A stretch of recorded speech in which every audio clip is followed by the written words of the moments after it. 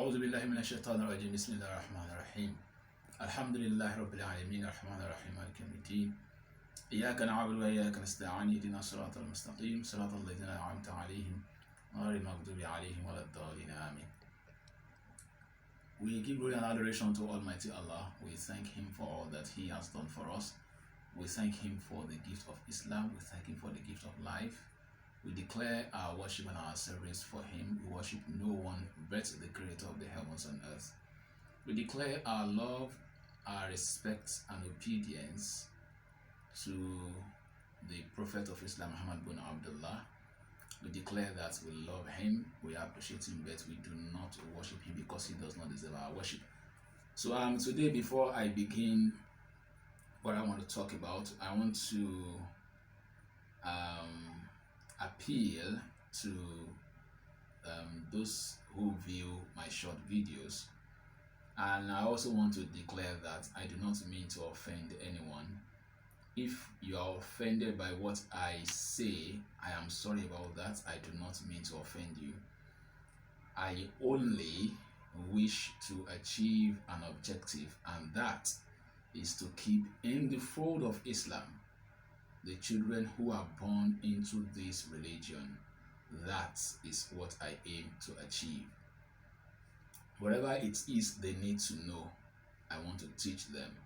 Whatever challenges that are out there that will get them out of this religion, I want to discuss this with them. That is what I wish to achieve by the short videos that I do. I do not mean to offend you if you are not a Muslim. I am sorry if I have offended you in any way, but I do not mean to. So today I want to talk about the extremists. And the extremists, I'm talking about the Muslims who are extremists. By the extremists, I mean that Muslim who believes that he has to fight before his faith would be complete before the Creator of the heavens and earth. That's Muslim that believes that he has to travel to Islamic countries to join to join the Muslims who are fighting over there, to join them to fight.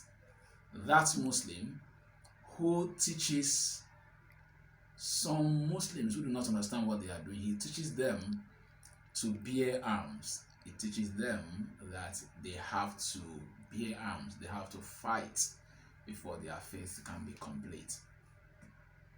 That is whom I mean by the extremist.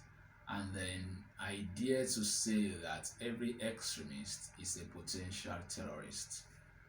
If there is any Muslim that would potentially become a terrorist, it is an extremist.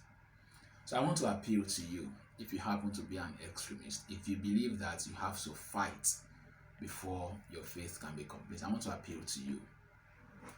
I know that there are so many books written that you have been misled by.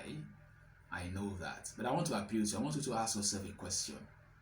What has that done for Islam?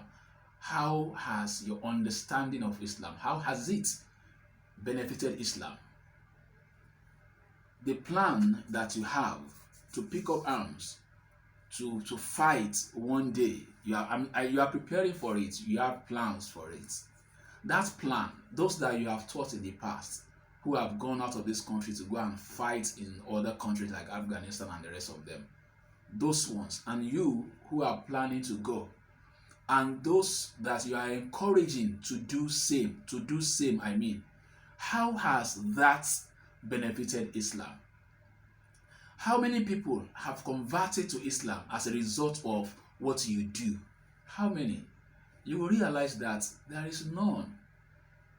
That has not brought anybody into the fold of this religion.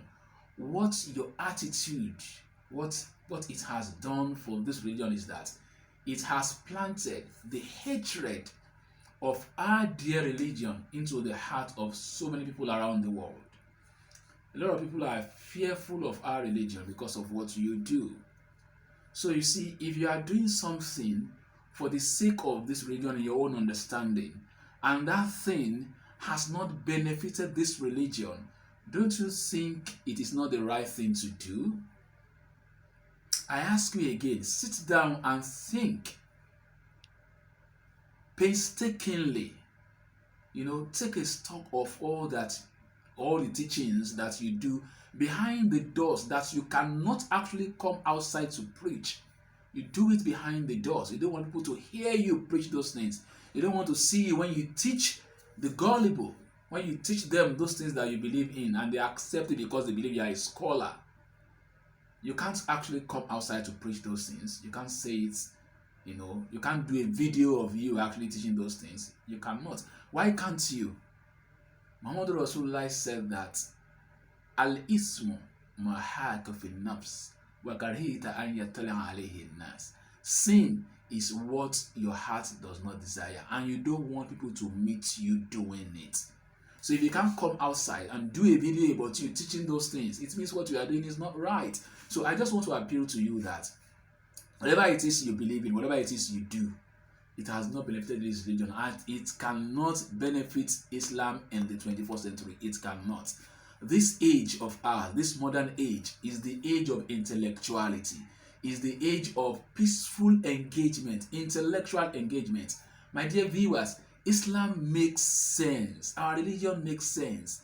So, I know that what you want to achieve is for the world to accept Islam. That is what you want to achieve. But I tell you for free, you can never, write this down, I am telling you for free, you can never achieve your objective of seeing the world accept Islam through fighting in the 21st century. You can never achieve that.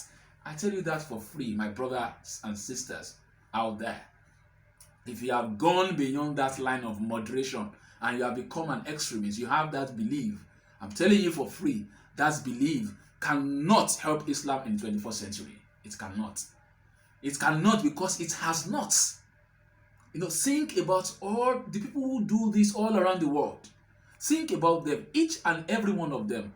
How has, their activities, how have they benefited the religion of Islam? It has not benefited us in any way.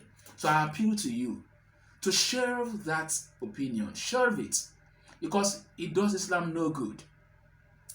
Take my opinion. Start to engage the world intellectually.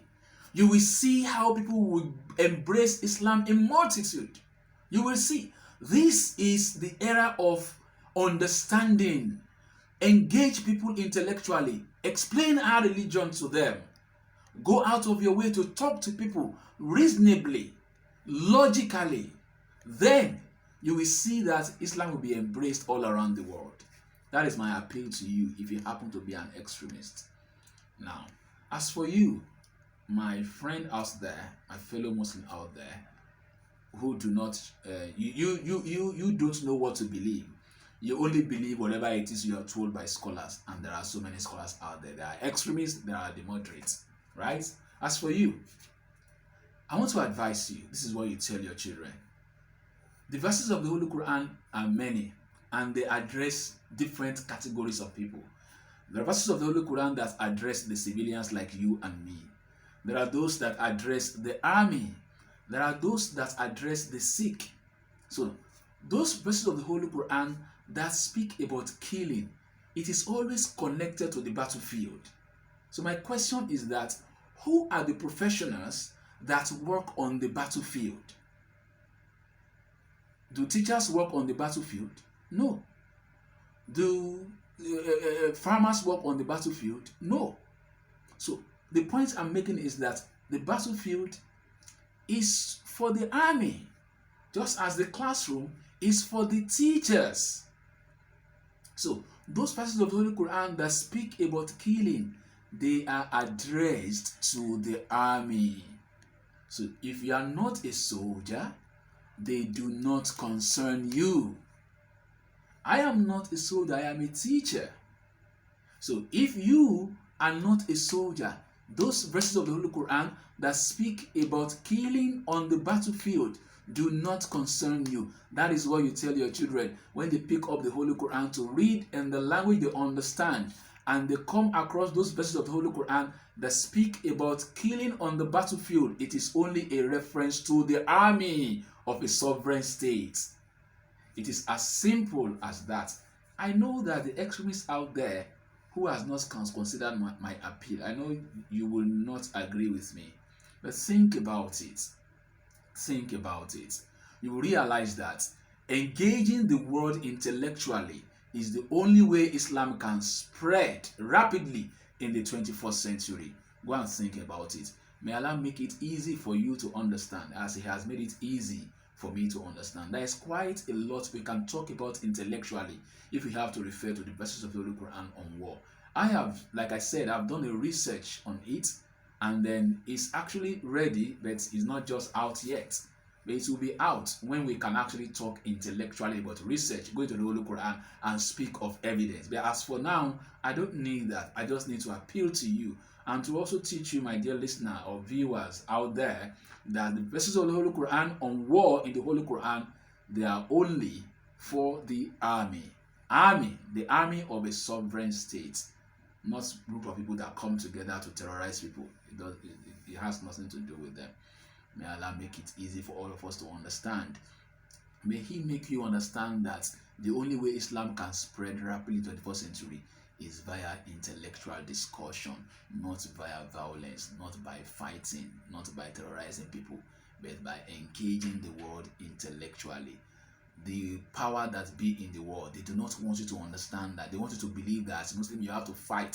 So that as you are fighting, a lot of people will not even want to accept Islam at all. That's what they want. And let us disappoint them. Stop fighting. Stop violence. Stop terrorizing people. Start engaging the world intellectually. There is no religion that makes more sense than Islam in the whole of the world. I say that with pride. Let's engage the world intellectually, and you will see how the world will come to embrace our religion. Wassalamu alaikum warahmatullahi wabarakatuh.